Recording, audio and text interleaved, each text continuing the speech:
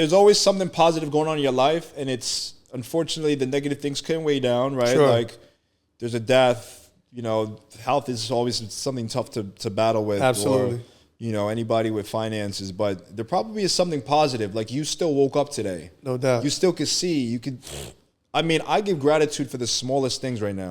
I'm talking about, damn, I literally was the other day Googling, when was the toothbrush invented? So I was like, if I wasn't alive before 1900, I wouldn't even have a toothbrush. Come on, dog. I've had some of these random conversations right. too. I'm like, You know do you what I mean? realize how amazing an instrument this is? They were eating apples trying to clean their teeth. Right. Right. But we have so much now, we don't even realize it. We look at what's in our bank, but we're like, what about my friendships? What about these clothes that I never had to hammer? I never had to pick the cotton, or I never had to, you know, figure out how to get the lights on. Or I mean, there's so many breakthroughs and inventions that we're benefiting off of that. I'm like, I could never be upset. I was like, don't get me wrong, I want to make it to the top. No, I'm with you, bro. But I'm happy with what I got because it is a lot. Like we're just not really giving. Look at the views. You know, these architectural people had to think about this and build this, and somebody had to lay that brick out there to, you know, make it look good so that somebody wanted to buy it, and I could sit back and say, that's nice. Bro, you know, this is such a bar. I'm gonna polish this moment off and get this some more of this, because what we're really talking about is, you know, I'm a man of faith, so you know, Jesus said you can't worship God and mammon, but mammon is just materialism. So basically, everything that you just said is that, man, if we can understand that we actually have the things that we need, then money won't become this object that it's actually lifeless. We know that it says it's just a note, right? Like it's literally just a note. But if you actually have the food, the place over your head, the shelter, meaning like, and thankfully you have the relationships that secure you, you actually have the things that you need to fuel that gasoline called gratitude. Right. That's going to get you to the next place where you want to be. Right. But if you lose the gratitude, then you're at a deficit, bro. It's like, and so it makes me think, it's like, man, if we can really strip away the idea of, because people, they find their worth in their bank account.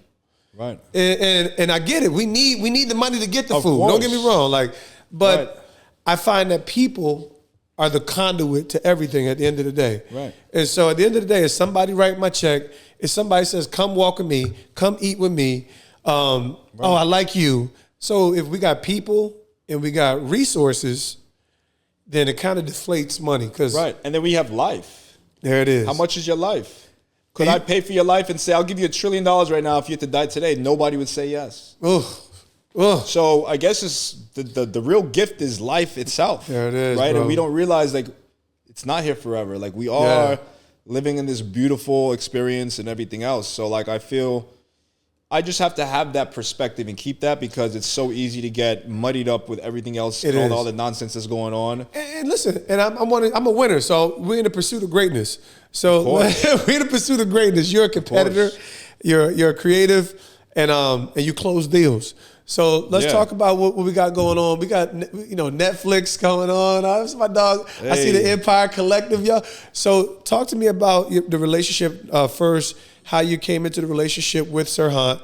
Sure. But now we got this show, you know, and listen, this is destiny, man. You out here. So tell me a little bit more about the experience. So again, in the middle of pandemic, just looking for a big shift in my business, and things were shut down, and we had gotten a call from Ryan he says, I'm starting a company, and we met him, and nothing was planned. I go, where's the office? He goes, I don't know. I go, well, how many people do we want to hire? Not sure yet. And it was just a vision of, I just want to do things differently. And this is what I've done, and this is where I'm going. And we're going to figure it out. We're going to iron it all out. Right now, we're just renting a little house, literally not much bigger than this. We were renting a little office compared to what we have on the corner of West Broadway and Broome. And I've been in the business for what was it at that point? What is it, 2024 now? So I had already been in the business like 13 years. Nice. I've managed companies. Some of them, you know, went under. Some of them sold to other companies. Sure. And I was the guy, you know, as a young manager. And this was like, I was like another company. And I'm the type I like to put where I'm at. So it was still a big move, you know. While I trusted him, it was still a risk to say, all right, well, this is the new path I'm taking. And could this be my last step of my career?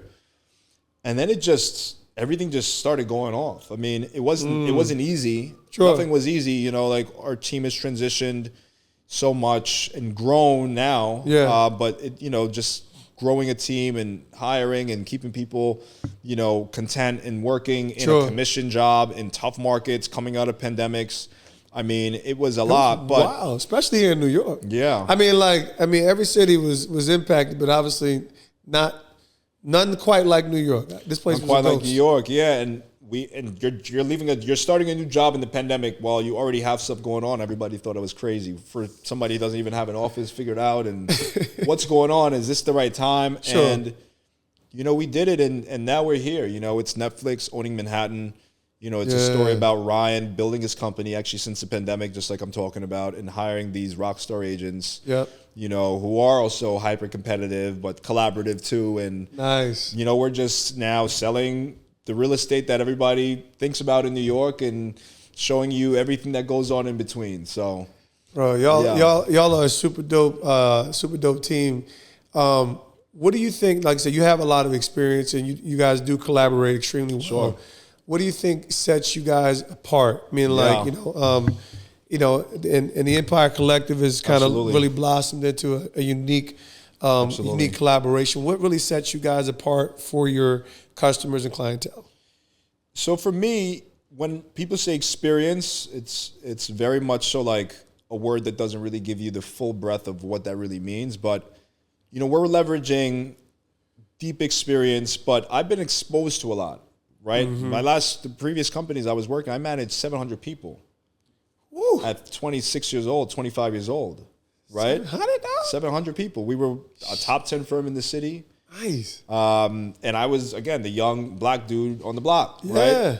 Right? But I saw how to scale companies. We were recognized by the Inc. 5000 2 years in a row. Nice. For our scale, and getting that recognition was huge for me because people, again, laughed at that company I was working at, saying that, oh, why would you take this route when there's all these other routes that seem more attractive? And again, I took a shot, I took a risk, and you know, now I'm seeing that all of those experiences help me help this team better. So it's, what are the best in class technologies? What's the best way to spend your advertising dollars so you're not just spinning wheels? Nice. How do you really get those conversations to make business, right? Sure. Like, we're talking to everybody every day and we're networking every day, but how do I actually start extracting business from this? That's a good one there. So I've learned by so much failure, really.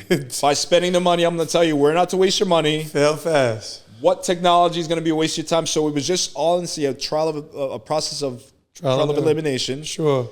And then bringing all of that to this experience here, but then still seeing hundreds and, you know, actually more than hundreds, but now, you know, thousands of deals in my career. It's awesome. And then wanting to give the power back to the agent. I felt that, like, a lot of the teams are created so that, you know, often it feels like one person gets celebrated. Sure. And I wanted a team of juggernauts. I wanted a team of, hey, I'm doing business at this high level. You're doing it at this high level. Yeah. Why do we have to be so competitive with each other? Why don't we figure out how to put our heads together and actually make it?